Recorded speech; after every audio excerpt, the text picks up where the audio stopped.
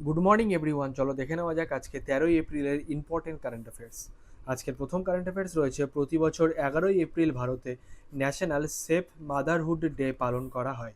এবছরের theme equity in maternal health care, leaving no mother behind. Kasturba গান্ধীর জন্মবার্ষিকীতে এই দিনটি পালন করা হয়।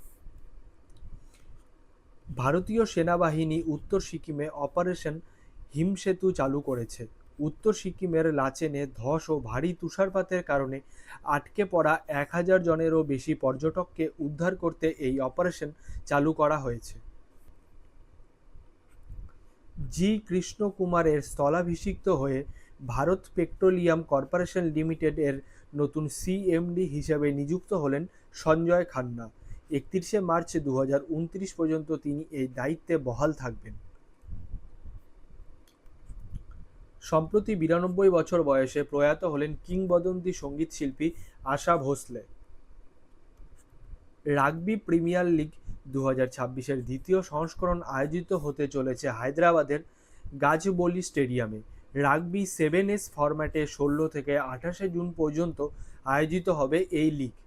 রাগবি প্রিমিয়ার লিগের প্রথম সংস্করণ আয়োজিত হয়েছিল মুম্বাইয়ে এবং জিতেছিল চেন্নাই বুলস। ভারতের প্রথম পড ট্যাক্সি চালু করা হবে মুম্বাইতে। মুম্বাইয়ের বান্দ্রা কুর্লা কমপ্লেক্সে ভারতের প্রথম চালকবিহীন পড ট্যাক্সি পরিষেবা চালু হতে যাচ্ছে। সম্প্রতি 9th ইন্ডিয়ান ওশিয়ান কনফারেন্স 2026 আয়োজিত হলো মরিশাসের রাজধানী পোর্ট লুইসে। ইন্ডিয়া ফাউন্ডেশন এবং মরিশাস সরকার এই কনফারেন্সের আয়োজন করেছে। 10 থেকে 12ই এপ্রিল পর্যন্ত এই কনফারেন্স আয়োজিত হয়েছে। এবছরের থিম ছিল collective stewardship for Indian Ocean governance. এই কনফারেন্সে ভারতের হয়ে প্রতিনিধিত্ব করেছেন ডক্টর এস জয়শঙ্কর।